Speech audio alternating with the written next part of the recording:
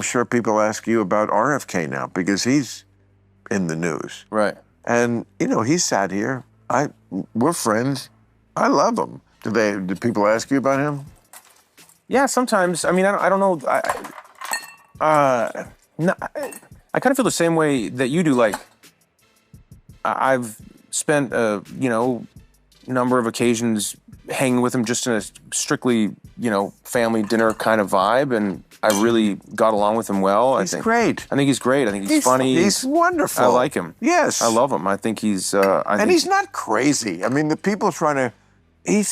He's also got, like, I said to him when he was here, I don't agree with everything you said, and I don't think your father would either, but your father would be so proud that you stuck to your guns, like more than anybody. Yeah, that's a bad thing in this context, fellas. And when you jump on the bandwagon with who is the most divisive president ever, it makes sense that you're going to be made to look terrible.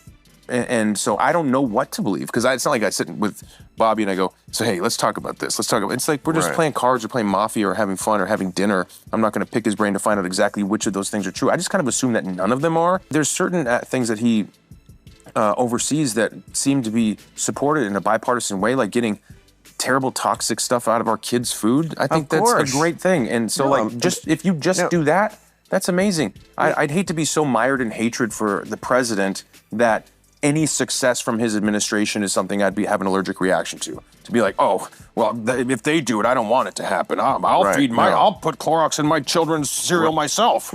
It's like, come on, be reasonable here. The only person being unreasonable in their framing, by the way, is you, Chris Pratt. It's you. On this line of, oh, well, he's working for Trump, so they want him to fail. No, dude. Wrong. Completely wrong. He's funny. He's wonderful. I love him, says Chris Pratt about RFK Jr., a man who is quite literally ending cancer research and hurting and killing people. He continued on to explain that the reason that RFK is as hated as he is due to his association with the burnt sienna blobfish that's currently inhabiting the Oval Office. Chris Pratt can get, and I can't emphasize this enough, let me learn you something, Chris. The reason that we hate that miserable, roided-out, cricket-throated sack of doesn't have diddly do with Donald Trump. We hate him because he stands for pseudoscientific bullshit and pushes it into legislation, which will directly hurt and kill people. We hate him because he spits in the face of science at every turn, despite the fact that most of his education comes in how to serve roadkill a la carte and where to stick the needle for steroids so that it doesn't leave a mark. The fact that he threw in with that malodorous McDonald's masticating monster doesn't prove shit other than the fact that he's got no morals, and apparently the brainworm ate his spine too, because last time I checked, before the election, he was a big-time anti-Trumper. You RFK Jr. and you Chris Pratt. The energy we needed today came from It's Luke 7 on TikTok, who you should be following. For a different approach in tone, but resulting anger nonetheless. I don't like RFK Jr. because he said that unvaccinated people have less freedoms than Anne Frank did. I like him because he created a made-up link between antidepressants and school shootings, when in reality there's data around those people, right? And most of them were not on medication. I don't like RFK Jr. because he's not too sure about the idea of germs. Like he's not too sure that HIV causes AIDS. Because AIDS in his eyes can be caused in part by heavy recreational drug use in gay men and drug addicts. No science there, just vibes. This is a man who advocates for drinking raw milk. There's no benefits to drinking raw milk except the government tells you not to, so you can be a hard and get bovine tuberculosis and bird flu, or give it to your small children so they get tuberculosis. The year is 2025. You are not Doc Holliday. You should not be dying from tuberculosis like people are in the Midwest. I don't like him because he dismantled the CDC's Vaccine Advisory Committee all at once with absolutely no plan. He attacks the National Institute for Occupational Safety and Health. We're trusting these decisions to a man who says that a parasite ate part of his brain. And now measles cases are exploding in the US, and so is pertussis. 266 children have died this flu season, with 90% of them not being vaccinated. This is a record since they started reporting it in 2004. Real.takes on the same platform brings the heat as well. RFK is busy going after fluoride in drinking water so that in poor communities, people's teeth rot out of their heads. And when we're talking about water, he thinks that it's making the kids have sexual dysphoria. Is this based on science? No. Once again, just vibes. Just like all his theories about 5G and Wi-Fi. Just like his theory that Ashkenazi Jews and Chinese people were spared from COVID because of how it was designed. A man, by the way, that thinks black people don't need vaccines on the same schedule as white people because they have tougher immune systems. Now, does this man understand that black people don't all actually have the same genetic makeup and come from all different parts of the world? I don't think so. A very good video all around. Let's also not forget a previous piece I did on RFK Jr. This is an individual tragedy as well. Autism destroys families. More importantly, it destroys our greatest resource, which are our children. These are children who should not be suffering like this. These are kids who, many of them were fully functional and regressed because of some environmental exposure into autism when they're 2 years old. And these are kids who will never pay taxes. They'll never hold a job. They'll never play baseball. They'll never write a poem. They'll never go out on a date. Many of them will never use a toilet unassisted. And we have to recognize we are doing this to our children. The Secretary of Health and Human Services just ran off another never list. It triggered me in ways I can't even describe. And now 24 years later, RJ is 27 now, and he has actually checked off and shattered most of those nevers off of that list. So when I hear someone like Robert F. Kennedy Jr. say and describe our children as family destroyers, I felt the weight of every parent who's ever had to fight 3 times, 4 times as hard just to prove their child's worth. And it just plays into every stereotype and stigma that every person with autism has ever had to fight to overcome, and as an advocate, I've had to fight against as well, and a mom. Because what he's peddling here is not just ignorance, it is institutionalized hopelessness. If anything, I think my son didn't rob me of having a normal child. He gave me a new lens of what it means to love unconditionally. Of course, there are different amounts of support that people on the autism spectrum are going to need with different tasks in life. And, you know, they're going to have different levels of needs. But these are things that they can overcome. And any official that's tasked with leading this nation's health policies, they should be celebrating the resilience of families that have overcome things, not dismissing them and giving us another never day. Because what it shows is the cruelty of Bobby Kennedy. Speaking of. In late 2019, though, the country was in a public health crisis. Not from a new threat like COVID, but from a very old killer of kids that had once been nearly eradicated, measles. By December, almost 4,000 cases had been reported in a country of 200,000, roughly the same population as Des Moines, Iowa. And 55 people, mostly children under the age of 4, had died. The tiny nation imposed a 2-day national lockdown. Citizens were stuck in their homes to stop the spread. Government volunteers fanned out to help families in need. An international health effort was underway. The Samoan government even asked the US CDC for help. By the time the Samoan government declared an end to the epidemic, 83 people had died. Again, most of them kids. Now remember, we're talking about measles here, a disease that was almost eliminated worldwide thanks to safe, effective and cheap vaccine. No, that was down to 67%. And in the 1-year period from 2017 to 2018, it dropped down to about 40%. What happened to send the rate so low in 2018 specifically?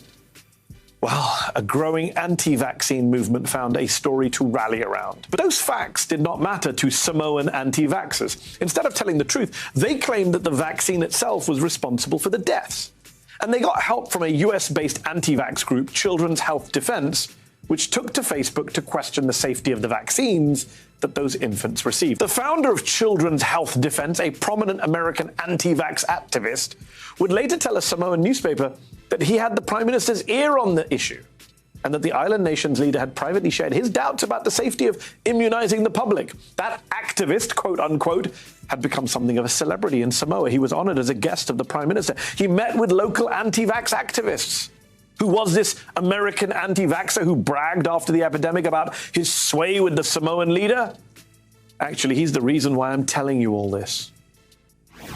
When I am the President of the United States, I am going to end the chronic disease epidemic in this country. RFK Jr., who heads the Anti-Vax Children's Health Defense Network, which has since been banned from Facebook and Instagram for spreading misinformation. RFK Jr., who in June 2019, along with his wife, actress Cheryl Hines, was a special guest of the Samoan Prime Minister at the country's Independence Day celebration. While on that trip, Kennedy also just happened to meet with one of Samoa's most prominent anti-vaxxers, and she posted a pic of them together on Instagram, along with the hashtag #InvestigateBeforeYouVaccinate. And as more children died that November, Kennedy sent the Samoan Prime Minister a letter pressing him to investigate whether those children died not of measles, but ridiculously of exposure to the measles vaccine. Remember, Kennedy is an environmental lawyer with zero qualifications to talk about vaccines or healthcare of any kind. And let's not forget his love life. In a book titled Ask Not, The Kennedys and the Women They Destroyed, by author Maureen Callahan, one excerpt would read as follows. Okay, here we go. Bobby was never around, ever. He didn't have a job that required travel, yet he traveled all the time. When he did swoop in, he'd take one or all the children on some adventure and leave Mary behind. She had become persona non grata, despite hosting all the dinner parties, the 4th of July barbecues, the celebrity-studded fundraisers, despite raising their children. Another in the book would read as follows. Mary Richardson Kennedy, RFK's wife, had been seeing a therapist, sometimes alone, sometimes with RFK. Her name was Sheena Hankin, and she specialized in high-profile clients. When RFK asked for Mary to be diagnosed as mentally ill, the therapist would refuse. Quote, "Your wife is not mentally ill," she would inform Bobby. "She's angry and depressed, but she's not ill." Cheryl Hines would enter the picture. Mary would be cut off completely by Bobby Kennedy, according to the reporting. Her credit card and court-approved $20,000 a month living expenses gone because of RFK Jr.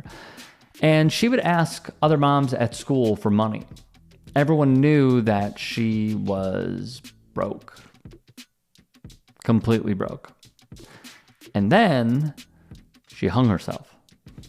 Just 2 days after her death, RFK Jr. and his sister Carrie ran to the New York Times and told the outlet Mary was an alcoholic. Sometimes she would even pass out in her food, they would claim, and he, Bobby, would play the victim to the press. Now, if you thought that was bad, this then transpired. Just a week after Mary's funeral, in the middle of the night, without telling Mary's siblings or obtaining the required legal permitting, Bobby Jr. had Mary Kennedy's coffin dug up from the ground in the Kennedy family plot, and it would be moved some 700 feet away. When the press found out and they asked RFK why, a family spokesperson said RFK failed to realize how crowded the Kennedy plot was. Mary was left to face traffic, they would say. No headstone marking her grave.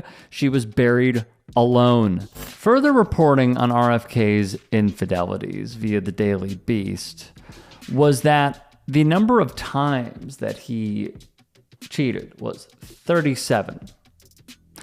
And that is per his own diary. Mary Kennedy labeled RFK, and I quote, a sexual deviant. She also said that he abused prescription medicine. They printed, in the back of a nearly 400-page red notebook, RFK listed 37 women, and he used a scale of 1 to 10, noting which sex acts they had done. 16 of the women were 10s.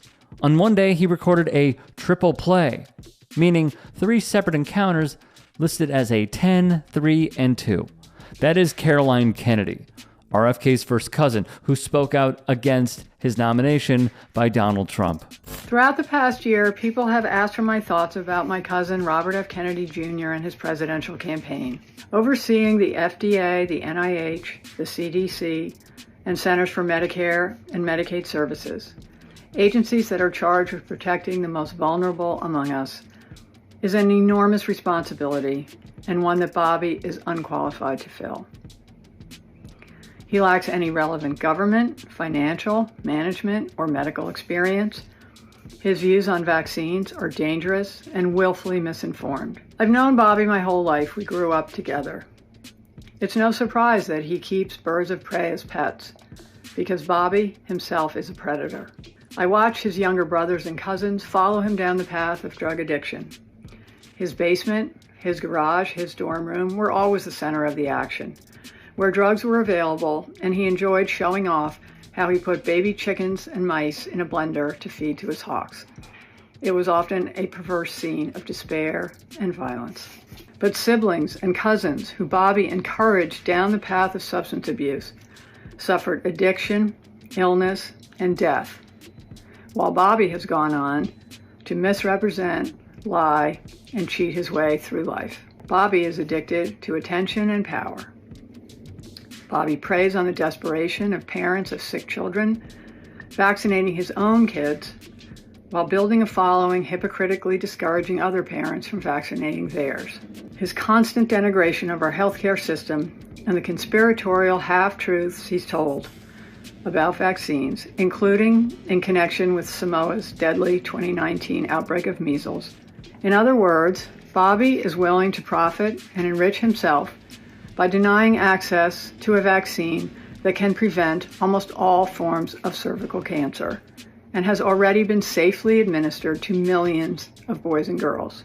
It also wasn't easy to remain silent last year when Bobby expropriated my father's image and distorted President Kennedy's legacy to advance his own failed presidential campaign, and then groveled to Donald Trump for a job. Bobby continues to grandstand off my father's assassination and that of his own father. It's incomprehensible to me that someone who is willing to exploit their own painful family tragedies for publicity would be put in charge of America's life and death situations. Hey, I appreciate you watching. Now, if you can, please do become a channel member by going to youtube.com/tytsports and clicking the join button. If that's too much for you, you can just go to tyt.com/join to become a member. It helps all of us out here at the Young Turks and keeps our network afloat.